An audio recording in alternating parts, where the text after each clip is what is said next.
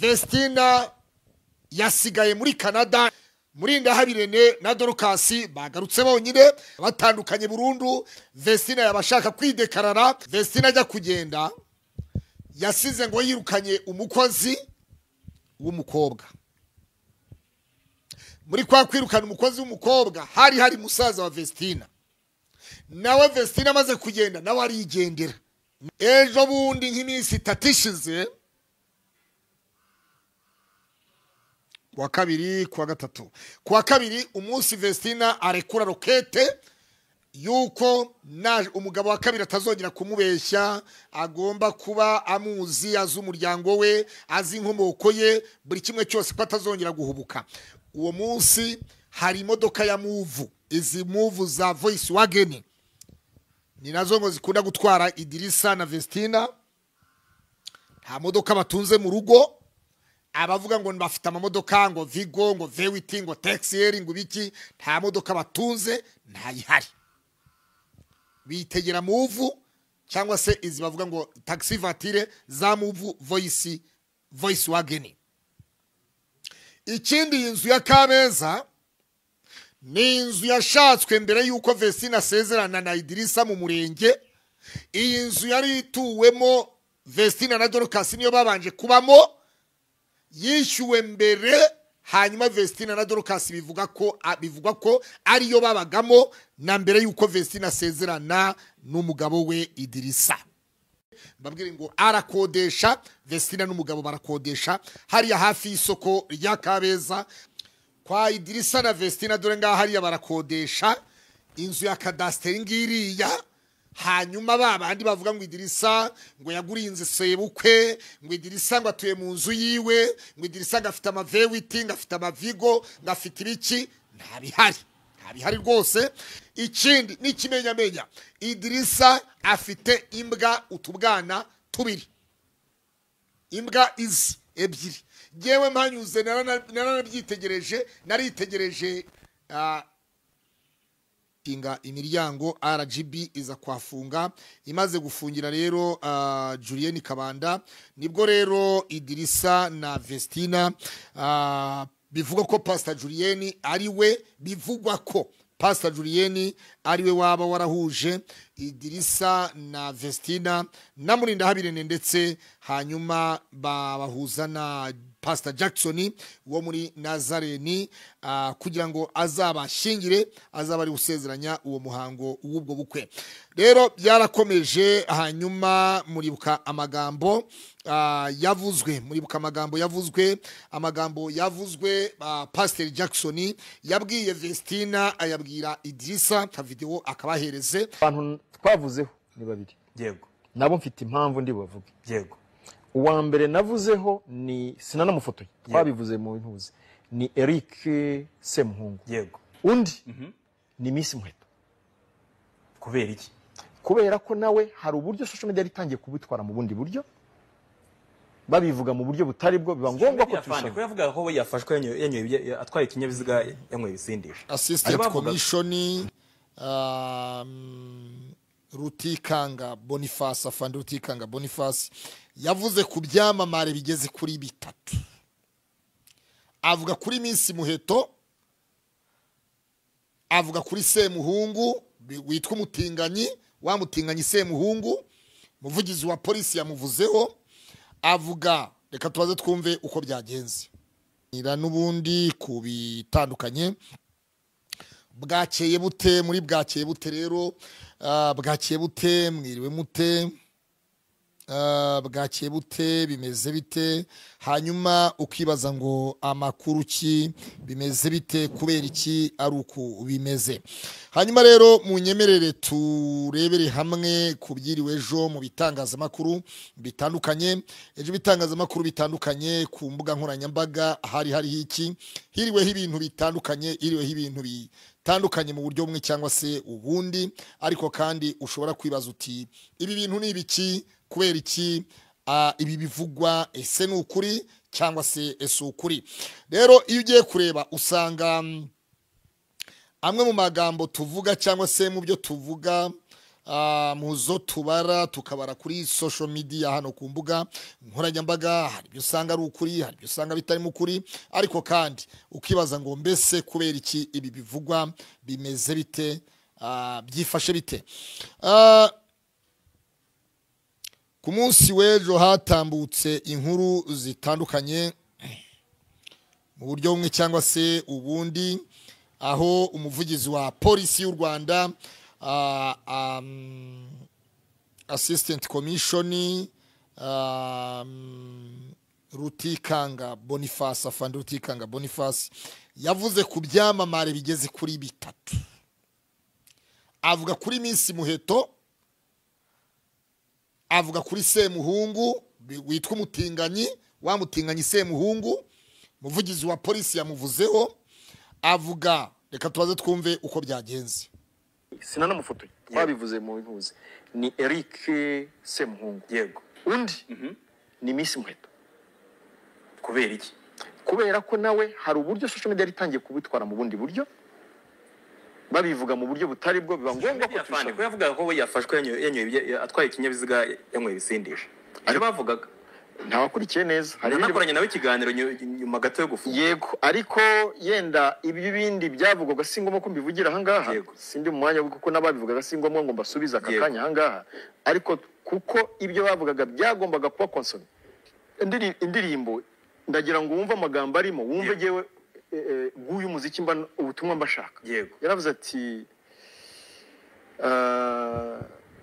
twabizi ibyo yabatureba, dutigitabo bakiryamye, iyi mihanda iradukanda dushaka, turi gushaka iminanda, iminanda cyangwa imikanda, size ibyo ari byo, imikanda hano hari umugenzi. Yes, imikanda urakoze. None ngo baragira ngo nywe, ariko ugiye mu mibare kugeza ubu ngubu amafuso kaza ku mwanya wa mbere mu gukora impanuka nyinshi, amakamyo y'ubwoko bundi atariho aza ku mwanya wa kabiri, wiza nko ku mwanya wa gatatu.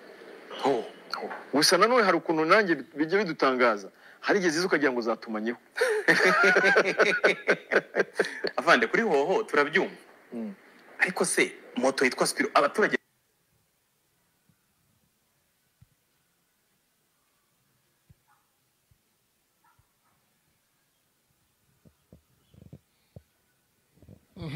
ngayo nguko rero mwabyumvise.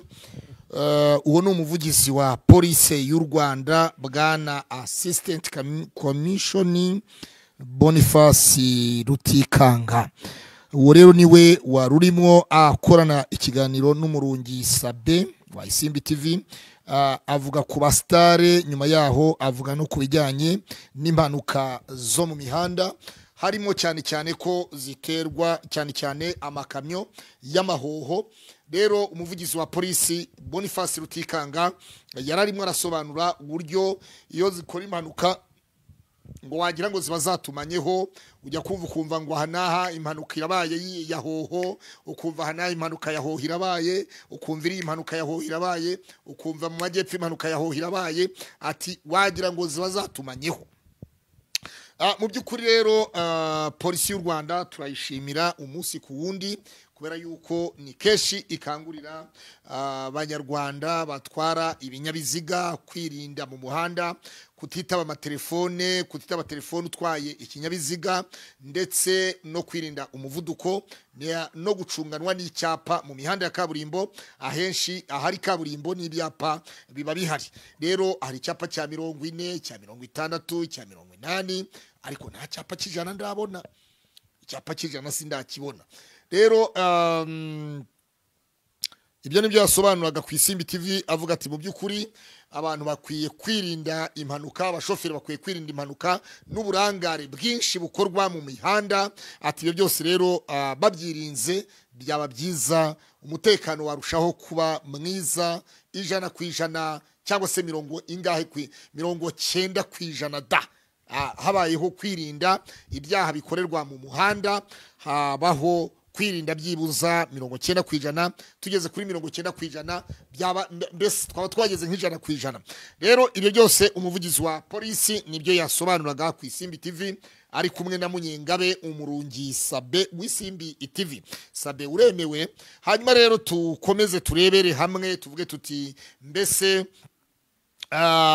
kuri bisi Muheto rero amuvuze hiki. Yavuze kubisindisha ko Muheto yari yamwinyoye ibisindisha ubwo yakoraga impanuka hariya hafi za muhanda wa Sonatiba Rufa Place, mukomuzaho ndetse akomoje kuri ku muhanzi ni Bushari ninde sinibuka neza sinarebye, akomoza no kuri Semuhungu umutinganyi Semuhungu nawe ko yafatiwe mu muhanda nawe bishoboka ko ngire ngo yari yanyoye yari yagize ate nawe ibintu nk'ibyo ko nigeze mbona kwa Gasuku yagiye kwa Semuhungu inzoga zitandukanye z'amoko yose ndetse izihenze bigaragara ko ashobora kuba agira n'akabari mu nzu yiwe muhira iwiwe. Ibyo byose rero nyamuneka kwirinda biruta kwivuza, urira make ukivuza kuri meshi niko umunyarwanda yavuze. Iyo ugerageje kurira make wivuza kuri meshi. Rero tugerageze kwirinda ibyaha bikorerwa mu mihanda kugira ngo tuzagereyo amahoro. Muri gahunda yagira y'amahoro rero ibyo byose biradufasha. Muri gahunda yagira y'amahoro bidufasha kwirinda kontrevasiyo ya 35 kuri telefone, kontrevasiyo ya 25, umuvuduko wa 60 cyangwa 80 cyangwa se na za movezare, izo zose zikorerwa mu mihanda. Nyuma rero ibyo byose ni ibyaha bikorerwa mu mihanda ku bashoferi. Hanyuma ibyo byose rero Imana igi bidufashamo kugira ngo twumve icyo polisi y'u Rwanda ibitugiramo inama ibituburira mu buryo bumwe cyangwa se ubundi. Afande Rutikanga Aisa Ruti turagushimiye cyane, mwakoze cyane kutugira inama ndetse na Miss Muheto ubwo yabyumvise, Semuhungu umutinganyi wabyumvise, hanyuma rero twese twabyumvise n'abantu bo mu mihanda twabyumvise kuri iyi mihanda.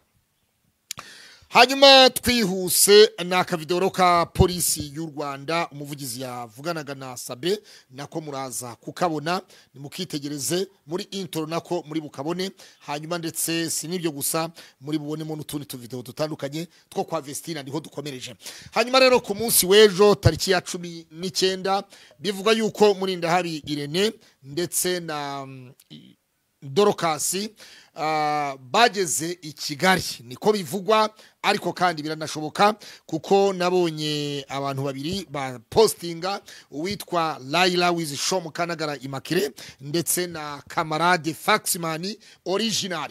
Twese hari umuntu breaking inkuru, hari umuntu ayikura ku bandi, rero ntabwo twese duhora tu breakinga, hari inkuru tuzikura ku bandi. Ariko kandi rero ku munsi w'ejo hashize tariki ya 19 z'ukwezi kwa 11 ku isaha ngire ngo hari hakiri kumanywa, bivuga yuko bwana Murindahabi Irene umuyobozi wa M Empire yaba yarakandagiye i Kigali ku kibuga cy'indege i Kanombe agarukanye na Dorokasi, Kamikazi Dorokasi bagera i Kanombe ariko ari babiri bonyine. Hanyuma ibyo se byo byaba bivuga iki, byaba bishingiye kuki, byaba bihagaze bite? Ibyo byose rero munyemerere tugendane muri izo gahunda, munyemerere tusesengure turebe neza, munyemerere twitegereze gahunda zose, munyemerere turebe ese ibi bintu bihagaze bite, ese ibivugwa n'ukuri cyangwa se ese ukuri.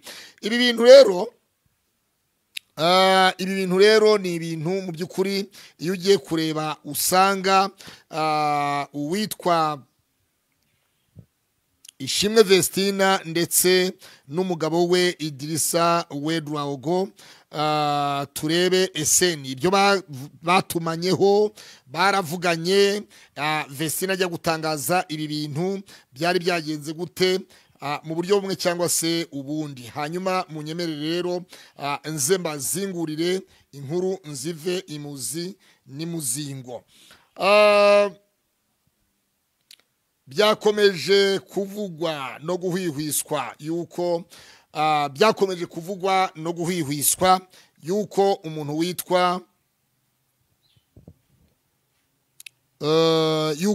witwa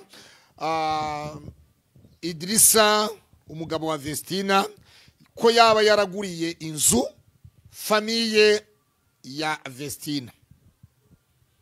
Byakomeje kuvugwa byarahwihwishwe benshi barabivuga ati umukwe yakuye kwa sebukwe yabakuye i Musanze Muhoza abagurira inzu muri Kigali ati byagenze gutya na gutya ati Idirisa ni umukire Idirisa ni umutunzi ati Idirisa yaguze inzu ku Ruyenzi Idirisa afite amazu Kibagabaga za Kinyinya n'ahandi ibyo byose rero byaravuzwe mwese reka babwire ni nyine gusa uzizanye kuzibara nyine rukumbi dore ko ziteye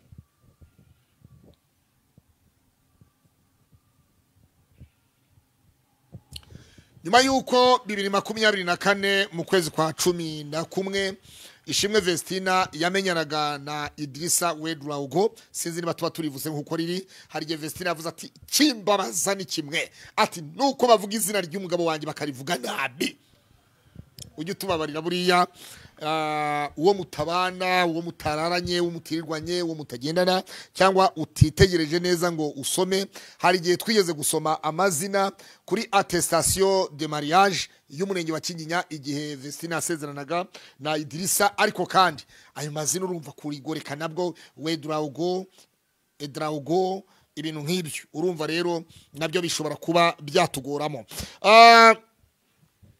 2024 mu kwa 11 rero bivugwa ko ariho Vestina yamenyanye na Idirisa hanyuma bamenyana bahujwe n'umukobwa umwe w'imusanze ariko kandi wigeze kuba muri Burkina Faso akaba yaraziranye na Idirisa hanyuma Idirisa ngo ubwo yamusabaga ko yenda kuza mu Rwanda ariko kandi ko atazi u Rwanda adasobanukiye u Rwanda yifuza umuntu wamutembereza u Rwanda akamuzengurutsa mu Rwanda uwo mukobwa yari number 1 mu bantu bari baziranye na Idirisa Wedraugo nyuma yaho rero mwarabyumvise ko umukobwa yaramubwiye ati mu Rwanda na amahoro mu Rwanda ni heza kandi koko na amahoro kandi koko u Rwanda ni rwiza ibyo byose rero uwo mukobwa amaze kubibwira Idirisa hakurikiyeho ikintu cyitwa Idirisa kuba yategura gahunda yo kuza hanyuma uwo mukobwa ngo abwira Idirisa ati hari icyo usabye ko nakurebera usabye nimero za Vestina usabye kuguhuza na Vestina nanye ndagusaba ko hari impano wanzanira ukayikura yuriyo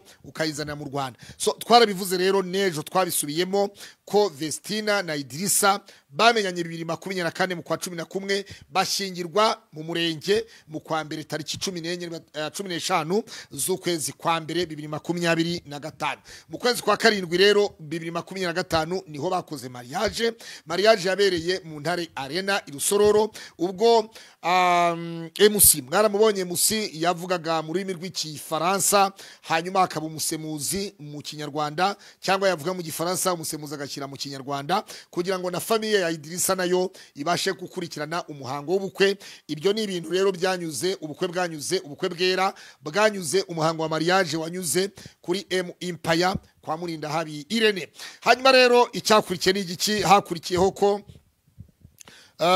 twese twarakurikiranye umuhango uko wagenze Pastor Jackson wo muri itorero ryitwa Église des Abbés niwe wasezeranyije ubukwe niwe wabasezeranyije agerageza no gutanga inyigisho zikomeye cyane agerageza no kubwira Vestina ati utubashye umugabo wawe Yesu wazamwubaha ute utubashye umugabo wawe Yesu we wazamwubaha ute ayo ni amakuru rero twakurikiranye na amakuru yagiye tugeraho mu buryo mwe cyangwa se ubundi hanyuma rero agerageza kumubwira ati utubashye umugabo wawe ubundi umugabo wawe utubashye umugabo wawe Yesu we wazamwubaha ute hanyuma ayo makuru tuyakurikirana dutyo dukomeza gukurikirana inkuru dukomeza gukurikirana ibyavuzwe dukomeza gukurikirana rero akantu ku kandi hanyuma Idirisa asezerana na Ishimwe Vestina basezeranira irusororo mu Ntare Arena ariko kandi bikavugwa yuko Pastor Julien Kabanda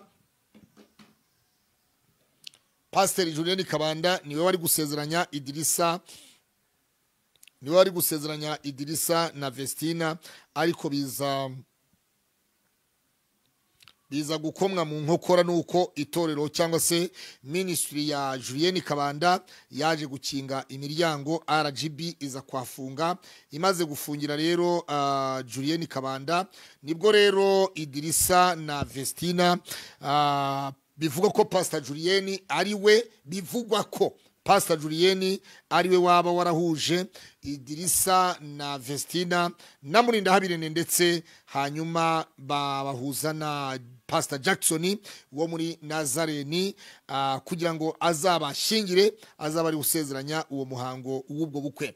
Rero byarakomeje, hanyuma muribuka amagambo yavuzwe, amagambo yavuzwe Pastor Jackson yabwiye Vestina, ayabwira Idirisa, nayo muraza kuyakurikirana, ntabwo tuyakinye none ariko natanaze gushaka ka video akabahereze nako muri bukabone. Hanyuma yavuze ati ntabwo bikwiriye ko wakubaha Yesu utarebesha amaso, ugomba kubanza kubaha umugabo wawe. Ubwami bw'Imana buturuka mu rugo rwawe, ubwami bw'Imana kuba wubashye umugabo bwabyo, umugabo n'umutwe w'urugo. Ati rero ibyo bikoze ukabugandukiye umugabo mu buryo bumwe cyangwa se ubundi, ibintu birushaho kugenda neza cyane. Bite byarakomeje, nyuma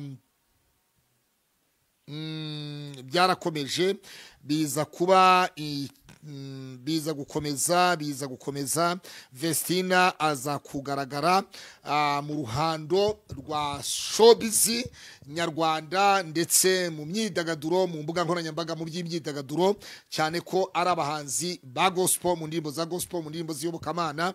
Ariko kandi se abantu bakibaza bati umuhanzi yahanga ibyo adakora?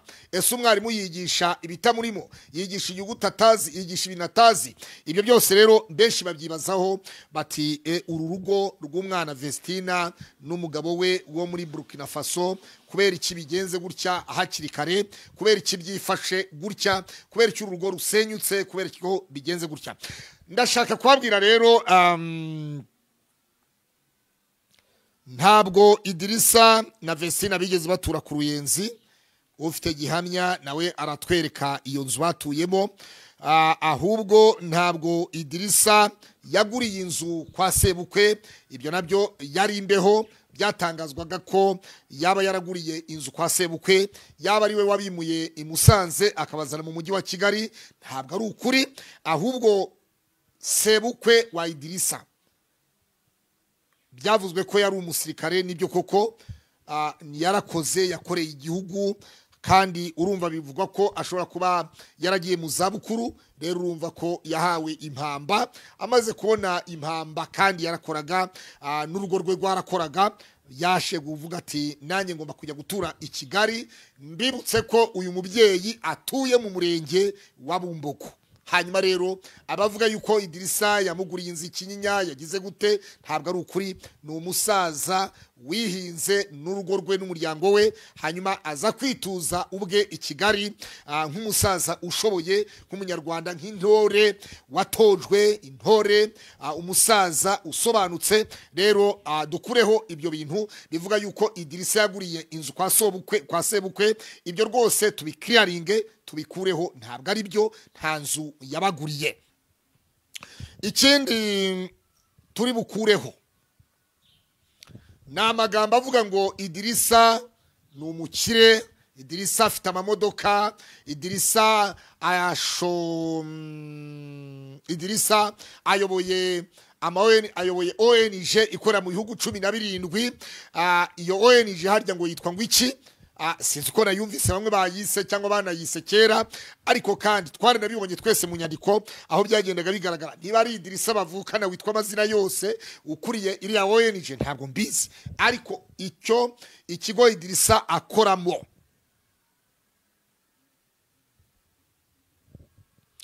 Idirisa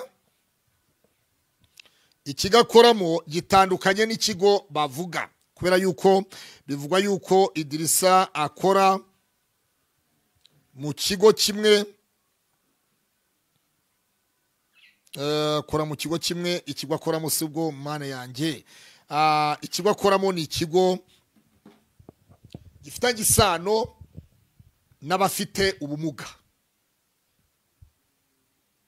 Ikigo akoramo ni ikigo gifitanye isano n'abafite ubumuga.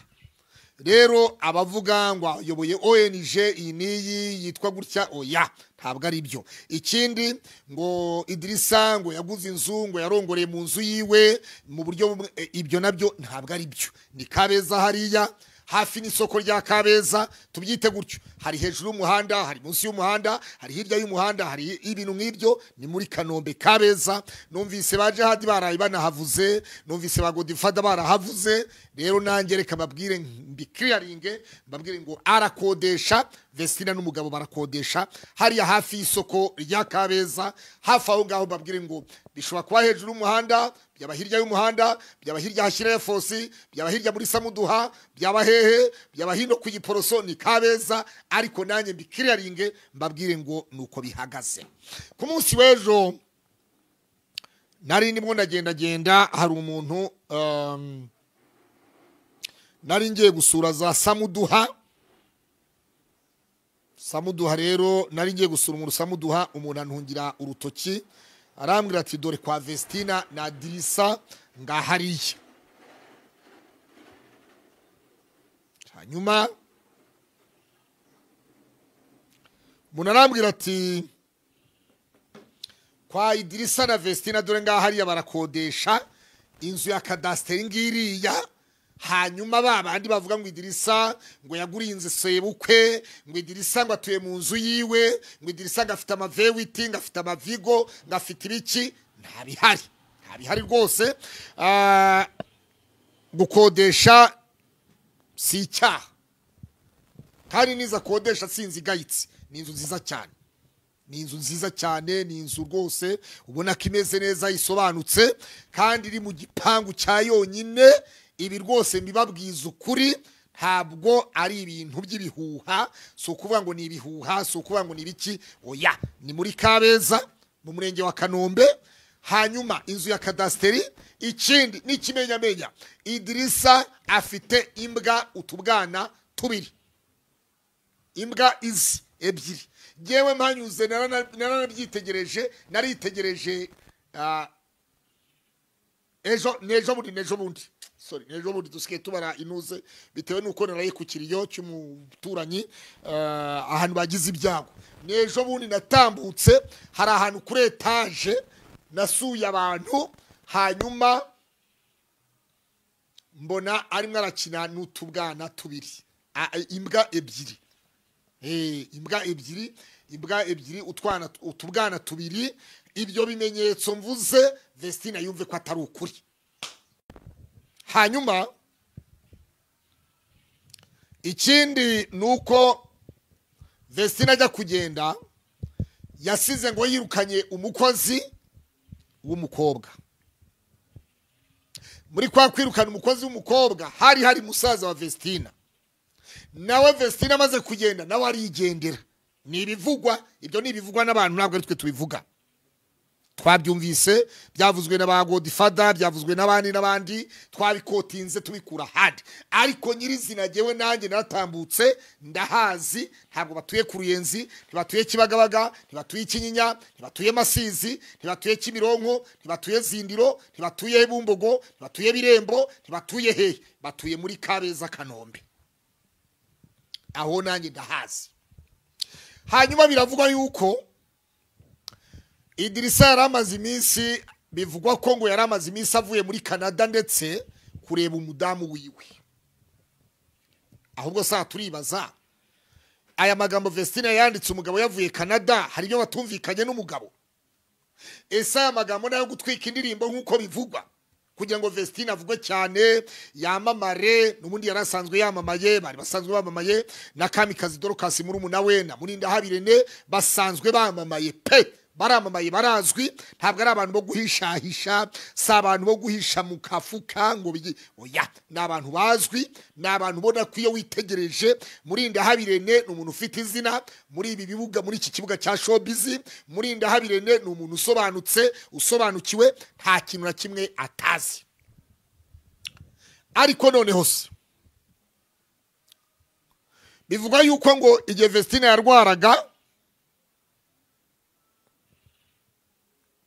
bahwihwiswa ngo inda yaba yaramukozeho yaramufashe yarafatiweyo n'inda, abandi bati byagenze bite yagiye mu bitaro, abandi bati nyamureka Imana imurinde, abandi bati Uwiteka azabe hafi ya Vestina. Muri ico gihe rero igihe Murinda habi yatangazaga ngo Vestina nta uhari, ngo Dorcas ni uri hano wenyine, muramubona wenyine, ngo umuvandimwe we yagiye kwa muganga, bamuherekeje kwa muganga, ngo ariko mukanyaraje abasuhuza. Muri icyo gihe rero bivuga ko Idirisa nawe yuriye indege ajya muri Canada. Ageze Canada ntabwo yatinzeyo, yahise agaruka. Hanyuma rero muri kwa kugaruka kwe bivugwa yuko muri kwa kugaruka kwe nibwo rero yaje kuba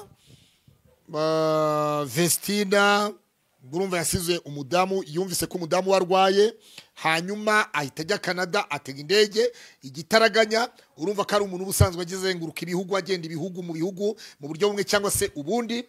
Vestina rero nibwo umugabo we yamusanze muri Canada, hanyuma urumva hari ibyo baganiriye, hari ibyo baganiriye mu buryo bumwe cyangwa se ubundi. Ibyo byose rero iyo ugiye kubireba ushobora kwibaza ngo mbese umudamu yararwaye, umugabo amusanga Canada, umugabo arongera arategaragaruka agaruka i Kigali. Noneho rero biravugwa amabwiza ukuri, inkuru zitariho ivumbi. Ejo bundi nk'iminsi 3 ishize, kuwa kabiri, kuwa gatatu, kuwa kabiri umunsi Vestina arekura rokete yuko umugabo wa kabiri atazongera kumubeshya, agomba kuba amuzi, azi umuryango we, azi inkomoko ye, buri kimwe cyose ko atazongera guhubuka. Uwo munsi hari imodoka ya Move, izi Move za Volkswagen ni nazo ngo zikunda gutwara Idirisa na Vestina. Nta modoka batunze mu rugo, abavuga ngo bafite amamodoka ngo Vigo, ngo V8, ngo Texel, ngo biki, nta modoka batunze, ntayihari. Bitegera Move cyangwa se izi bavuga ngo taxi voiture za Move Volkswagen. Ikindi, inzu ya Kabeza ni inzu yashatswe mbere yuko Vestina asezerana na Idirisa mu murenge. Iyi nzu yari ituwemo Vestina na Dorcas, niyo babanje kubamo, yishyuwe mbere, hanyuma Vestina na Dorcas bivugwa ko ariyo babagamo na mbere yuko Vestina asezerana n'umugabo we Idirisa. Ni amakuru nayo adafite ivumbi. Nyuma yaho iyi nzu rero ni nayo bakoreyemo ubukwe. Biravuga yuko Idirisa yabanye na Vestina na mbere yuko bakora mariage. Ibi nabyo mubyumve neza. Ikindi kikurikiye, bya biganiro rimwe na rimwe tujya tubona Murinda habire nakoresha Dorcas na Vestina yabakoreshaga, byinshi bimwe muri byo byaberaga kwa Vestina na Idirisa ku Kabeza. Ngo hari akantu kubatswe kajyanye kameze ukuntu nka studio ukuntu, aho niho habera ibiganiro bya Irene Vestina Dorcas. Rero ngo mu rwego rwo kugira ngo umugore wa Idirisa atagenda gukorera ibiganiro ku mahoteli, abantu bafotora bamufotora bagira gute, oya, nuko diru zimeze, nuko zihagaze. Biwiwiswa yuko Idirisa ashobora kwimuka muri iyi nzu, swati kuyivamo akimukira mu yindi nzu ahandi, swati gusubira muri Burkina Faso, cyangwa se mo kimwe kabari diru hagati ye n'umudamu we kugira ngo amusange muri Canada. Atari ugusenya, ahubwo akaba yasanga umudamu we muri Canada, aho byagaragaraga ko abantu bamwibasiye, yagaragaza ko yibasiwe, byagenze ibintu nk'ibyo byose. Rero mukurikirana akantu ku kandi, mwebwe muri hafi muzatubwira, abaturanyi babo muzatubwira, abari muri Canada muzatubwira, no muri Burkina Faso rega ni muri Afrika. Abazi Idirisa ni benshi, hari abanyarwanda bariyo, hari abarundi bariyo, hari abakongomani bariyo, hari abagande bariyo bumva ikinyarwanda, nabo bashobora kutubwira.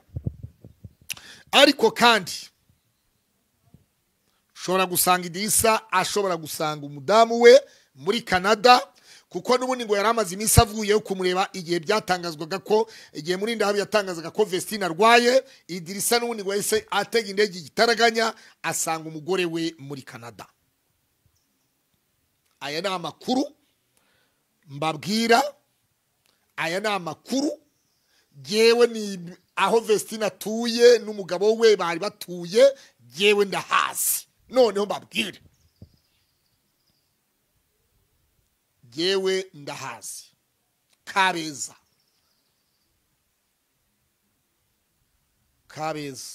Hari ibyavuzwe ngo Vestine acuruza alimentation ibiki, ntayo. Umugabo niwe bakoraga. Ikindi nta modoka Idirisa yigeze agura ngo yinjiye muri kiriya gipangu Kabeza. Hazaga imodoka ya Move Voice Wagon, izi modoka nyine zishyurwa uhamagara ikazi kagufata. Iyo niyo yatwaraga. Hanyuma iyo niyo yatwaraga Vestine n'umugabo we, haba bagiye ahantu. Nuko ngayo nguko rero,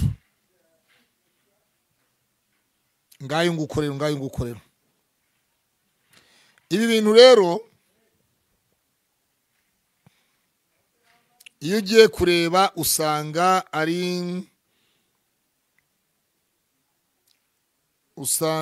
ari ikintu gikomeye cyane mu buryo bumwe cyangwa se ubundi.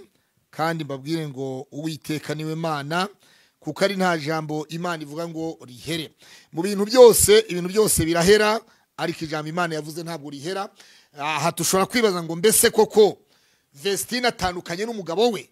Mbese koko ni ugutwikira indirimbo? Mbese koko arimo aratwika kugira ngo yigumire muri Canada? Ese koko ibi bintu bibaye ari ukuri? Ababyeyi babyaye babyakira bate? Inshuti n'abavandimwe babyakira bate ko ibi bintu byaba bibaye agahomera bunwa? Ngayo nguko rero, ngayo nguko. Hanyuma ibya Kabeza, iby'umuga Vestine n'umugabo we, ibyo byose rero tubiragize Imana. Umuntu abyaye umwana mwita muragije Imana. Muri muragije Imana rero, umuntu abyaye umwana mwise muragije Imana. N'ibindi nabyo tubiragize Imana. Imana niyo nkuru kandi Imana ifite piyesi. Ndababwira kenshi ngo Imana ifite piyesi. Mu byaremwe byose nta kimwe kitaremwe n'Imana. Rero ibyo twavuga, ibyo twakora byose hatarimo ubushake bw'Imana, twaba twirushya ubusa. Yesu abigishwa Abafarisayo barabazanyije mu butumwa bwiza bwa Yohana bati, murarora yuko rubanda rwose rumukurikiye, murarushywa n'ubusa. Aravuga ati murarushywa n'ubusa, dore rubanda rwose ruramukurikiye. Rero reka dusenge Imana, bibi bihuha, biba agatwiko ka Vestine ntibize kuba ukuri. Bibaye ukuri byaba bibabaje ku bantu benshi, bibaye ukuri byaba biteye agahinda, bibaye ukuri byaba ari ibintu by'agahomera bunwa. Biramutse ari ukuri rwose, mu by'ukuri ibi bintu leta yadufasha, ibintu byo kwemerera abana gushyingirwa bakiri batoya, byaba bibabaje cyane, rero ngayo nguko rero Vestine yasigaye muri Canada, niko bivugwa. Murindahabi Rene na Dorcas bagarutse bonyine. Hanyuma reka dutegereze turebe rero ikigiye gukurikira. Ese biragenda bite? Ese Idirisa Wedrawgo yaba ari busanga umugore we muri Canada? Ese baba batandukanye burundu? Ese Vestine yabashaka kwidekarara? Biravuga ko numvise kwa Godfather na Dumba bavuga ko ashobora kwidekarara muri Canada akagaragaza ko ahunze asaba ubuhungiro. Ariko se abantu babavuye mu gihugu buririye Kanombe bakagenda amahoro, bakagenda twabakundaga, bakagenda bari bakunzwe muri social media, bakunzwe n'abanyarwanda bagenzi babo, bagera hanze bakidekarara bagaragaza ko bahunze, ubundi baba bahunze ibiki? Ibi nabyo ni bimwe mu bintu leta izasuzumana ubushishozi, kubera yuko rwose rimwe na rimwe nabyo bishobora gutanga isura mbi ku gihugu mu buryo bumwe cyangwa se ubundi. Niba umuntu yuririye i Kanombe yagera akidekara ati ndahunze, ibi bintu nabyo bishobora kuba atari byiza, bitazaba byiza mu gihe kizaza rimwe na rimwe, kubera yuko nabyo byaba ari isura itari nziza ku gihugu cyacu cy'u Rwanda. Abantu bajye bakenda mu bundi buryo, bashaka izindi nzira mu bundi buryo, ariko zititwa ngo barahunze, ntabwo byaba ari byiza. Ni ukubeshyera igihugu, kwaba ari ugusebya igihugu, ntabwo rwose ibi bintu byaba bifite isura, si byaba ari byiza cyane. Ntabwo tuzi niba Vestina azidekarara, ntabwo tuzi niba Vestina yagumyeyo bitewe n'uburwayi yaba akirwaye kugira ngo abaze yivuze azagaruke mu nyuma yaho, ntabwo tubizi, birashoboka nabyo. Ariko kandi Idirisa bivugwa yuko buke buke amavarisi agenda, muvi zitwara amavarisi buke buke, bivugwa ko ashobora kuba ariko izi mbwa ziwe ebyiri, ibibwana bibiri by'imbwa batunze mu gipangu byo birahari. Na Idirisa ngo yagiye ejo na muvu, ntabwo mbizi nimba, ntabwo amakuru, kuko ngewe navuye Kabeza hirya y'ejo, n'ejo nsubira ejo nari mpanyuze nigendera, hari ahantu nari ngiye za Samudwa za Rubirizi, hanyuma umuntu arambwira ati ntabwo tubizi niba yari bwagaruke cyangwa ataragaruka, ibyo ntitubizi. Ati birashoboka ko yasanga umugore we muri Canada, hanyuma ati cyane ko Idirisa n'ubundi aba afite visa z'amahanga. Ati rero nibwira yuko ati bibaye ibihuha byaba ari byiza Vestina ntatandukane n'umugabo we. Ati twese byadushimisha, ariko Vestina agagira amahane ku bakozi rwose ngo nta mikino. Ariko rimwe na rimwe hari n'igihe abakozi usanga badashobotse, umukozi akakuvugisha amagambure, wamutuma iki akazana ikindi, wamutuma ikibirita akazana igikombe, wamutuma ikirahure, wamutuma igirasi akazana isahane, ugasanga mbese abakozi rimwe na rimwe nabo ntabwo bashobotse. Rero Vestina kuba bavuga bamwe, numvise bajyadi bavuga ngo madango nawe ntabwo ushobotse mada, ibyo rero abakozi n'abakoresha ntabwo habura uruntu. Mbashimire cyane mwese rero mukunda ibiganiro byacu.